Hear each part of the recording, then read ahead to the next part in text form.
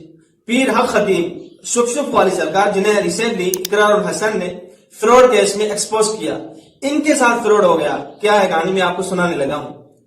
راولپنڈی کے مشہور پیر حق خطیب یعنی شپ والی سرکار کو بہلا پھسلا کر تقریباً 8 کروڑ روپے کا چونا لگانے والے مرید بڑی رقم لے کر بھاگ گئے۔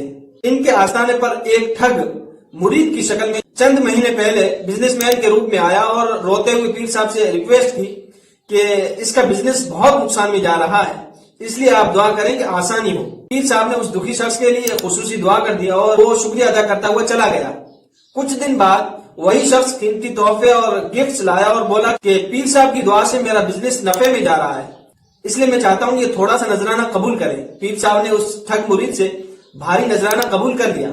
کچھ دن ہی گزرے تھے کہ وہی شخص اچانک دوبارہ آیا اور پیر صاحب سے دعا کی ریکویسٹ کی کہ اس کا دوبارہ بزنس چمک اٹھے اور بزنس میں کامیابی ہو۔ پیر صاحب نے پھر دعا کی اور وہ شخص چلا گیا۔ چند دن بعد وہی شخص ایک قیمتی گاڑی گفٹ کے لیے لے کر پیر صاحب کی خدمت میں حاضر ہوا اور بولا یہ سب آپ کی دعا کا نتیجہ ہے کہ میرا بزنس ڈیلی گروتھ کر رہا ہے اور نفع بھی خوب مل رہا ہے، تو سوچا آپ کی خدمت میں یہ چھوٹا سا تحفہ پیش کروں، قبول کر کے شکریہ کا موقع دیں۔ پیر صاحب نے خوشی خوشی قیمتی گاڑی کا تحفہ قبول کر لیا اور ٹھگ خوشی خوشی روانہ ہو گیا۔ وہی شخص کچھ دنوں بعد پھر پیر صاحب کے آستانے پر حاضر ہوا اور بولا دعا کی درخواست ہے کہ اللہ میرے بزنس کو اور چمکائے۔ پیر صاحب نے پھر سے دعا کر دی اور وہ شخص اپنے ٹھکانے کی جانب روانہ ہو گیا۔ کچھ دن ہی گزرے تھے کہ وہ بہروپیہ پیر صاحب کے آستانے پر 4 برانڈڈ نیو چمچماتی گاڑیوں کے ساتھ حاضر ہوا اور ادب و احترام سے یہ حقیر سا نذرانہ پیر صاحب کی خدمت میں یہ کہہ کر پیش کر دیا کہ یہ سب آپ کی دعاؤں کا نتیجہ ہے کہ بات اب تک بنی ہوئی ہے اور میرا بزنس خوب چمک رہا ہے۔ پیر صاحب نے اس بار حیران ہو کر سوچا کہ ایسا کون سا بزنس ہے جس میں اتنا شاندار نفع ہے۔ اس کے ساتھ ہی ان کے دل میں اس شاندار بزنس میں حصہ لینے کی خواہش جاگی، جس کا انہوں نے اس ٹھگ سے برملا اظہار کیا اور اس آدمی نے اسے فوری طور پر قبول بھی کر لیا۔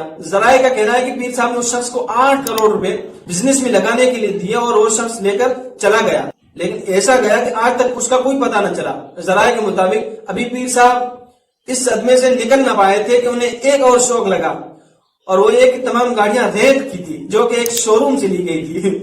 ذرائع کے مطابق اس واقعے کی پیر صاحب نے کسی کو کانوں کان خبر نہ ہونے دی اور صبر کے گھونٹ پی کر رہ گیا۔